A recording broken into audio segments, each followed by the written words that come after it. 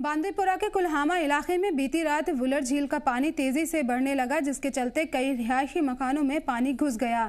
Security के पेश नज़र 11 खानदानों को वहां से निकालकर गवर्नमेंट हायर सेकेंडरी स्कूल नदीहाल में मुंतकिल कर दिया गया। इवैक्यूएशन और रेस्क्यू ऑपरेशन में भारतीय फौज, जम्मू कश्मीर पुलिस और सिविल इंतजामिया ने मिलकर हिस्सा लिया। सभी मुतासरा लोगों को महफूज मकामात पर पहुंचाया गया। जिला इंतजामिया हालात पर नजर बनाए हुए है और तमाम जरूरी इंतजामात किए गए हैं। वहीं लोगों से कहा गया है कि घबराने की जरूरत नहीं, लेकिन झेलम और वुलर के किनारे रहने वाले लोग चौकस रहें और पानी के इर्द गिर्द से दूर रहें।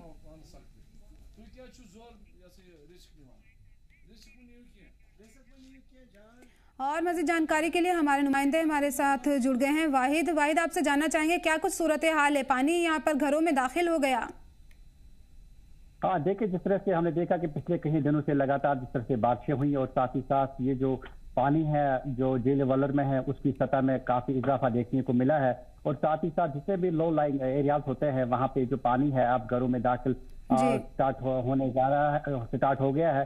और जिस तरह से कल भी हमने एक खबर नशर की थी कि जो जुर्मज का इलाका है वहां पे जो रोड उनकी कनेक्टिविटी है वो सब मर्ज हो गई है। और जिस तरह से कल देर गई शाम के बाद ही जो कुल्हामा का इलाका है वहां पे करीबन 11 फैमिलीज को रेस्क्यू कर दिया गया और उन्हें बाहिफाजत जो दूसरी जगह है मुंतकिल कर दिया गया है, क्योंकि जिस तरह से वहां पे दरियाई जहलम वो वहां से जा रहा है और वहां पे जो पानी का फ्लो है वो कहीं ना कहीं उसमें जो इजाफा देखने को मिल रहा है। और साथ ही साथ जिस तरह से प्रशासन ने वहां पे पहले ही वहां पे अलर्ट जारी किया था और लोगों से कहा गया था जितने भी वाटर बॉडीज हैं आसपास वुलर के या जो दरियाई जहलम वहां से जाता है उसके पास ना जाएं। और साथ ही साथ हमने देखा कि कल किस तरह से जम्मू कश्मीर पुलिस के साथ इंडियन आर्मी और जो जिला इंतजामिया है जो कंट्रोल रूम के जो महकमा होता है वो किस तरह से रात भर वहीं पे थे और उन्होंने किस तरह से वहां पे 11 फैमिलीज को जो नादिया हाई स्कूल है वहां पे उनको शिफ्ट किया है। और साथ ही साथ तमाम तर जो इनके इंतजाम होते हैं वो लगातार उनको फराहम इंतजाम यहाँ पे किए जा रहे हैं। वाहिद, क्या कुछ नुकसान की खबरें सामने आ रहे हैं? कितना एरिया इस पानी की जद में आया है?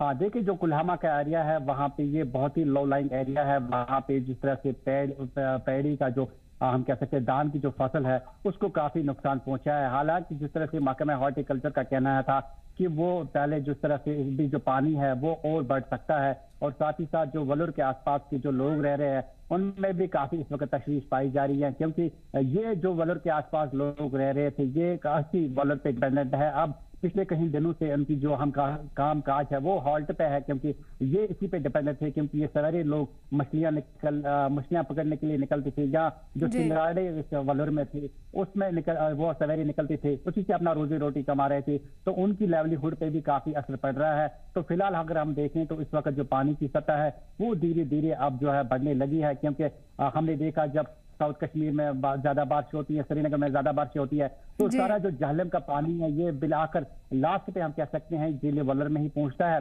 और साथ ही साथ यहाँ पे जितने भी लो लाइंग वाले एरियाज होते हैं तो वहाँ पे पानी जो है घरों तक ही पहुंचता है। तो फिलहाल लोगों से कहा गया है कि वो एहतियात से चले और जितने भी वाटर बॉडी आसपास है वहां पे ना जाएं और साथ साथ जितने भी करीबी नदी नाले हैं वहां पे बिल्कुल लोगों से लगातार एहतियात बरतने की अपील की जा रही है। यहाँ पर 11 परिवारों को शिफ्ट किया गया है वाहिद, और कितने लोग इनमें शामिल हैं और क्या कुछ उनके लिए इंतजामात किए गए हैं? क्या जो इंतजामात हैं वो माकूल हैं उनके लिए? क्या उनसे आपकी कोई बात हुई है? हाँ, देखिए, जिस तरह से हुकूमत या जो सरकार है या जिला इंतजामिया है उन्होंने पहले ही ऐसे जो वेनरेबल स्पॉट्स होते हैं झील वुलर के आसपास वो करीबन 18 बताए जाते हैं जहां पे पानी का जो खतरा है वो हो सकता था।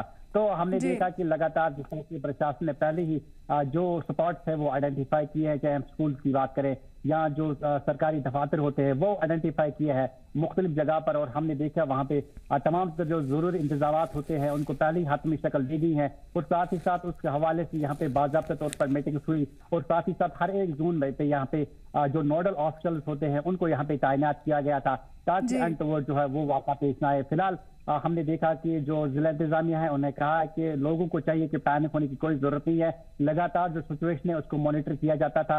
और हमने देखा कि जिस तरह से दरियाई जहलम के सुंबल के आसपास में या जो हाजन के एरिया में वहां पे कुछ ब्रीच हुए थे मामूली से, तो लगातार जो महकमा इरिगेशन फ्लड कंट्रोल है उन्होंने उनको जो है काम उस पे शदमत से काम इस वक्त लगातार जारी है। रात भर वहां पे काम जारी रहा ताकि जो लोग हैं वो पैनिक ना हो, और साथ ही साथ जो लोगों से कहा गया है कि वह अफवाहों पे कान न दें, और साथ ही साथ जो जिले में कायम किए गए कंट्रोल रूम्स है या जो ऑप्शन नंबर जो लोगों के साथ शेयर किए गए हैं उन्हीं से वो राब्ता कायम करे अगर उन्हें किसी मदद की जरूरत पड़े। जी वाहिद, ये महकमा मौसमियात की तरफ से क्या कहा गया है कि कैसी सूरत हाल अब आगे मौसम के हवाले से रहने वाली है? कई जगहों पे देख रहे हैं कि नदियों के पानी में जो वाटर लेवल खतरे के निशान से ऊपर था वो कम होता जा रहा है धीरे धीरे, तो यहाँ कुछ क्या राहत की उम्मीद है? क्या कोई बात हुई है आपके अफसरान के साथ?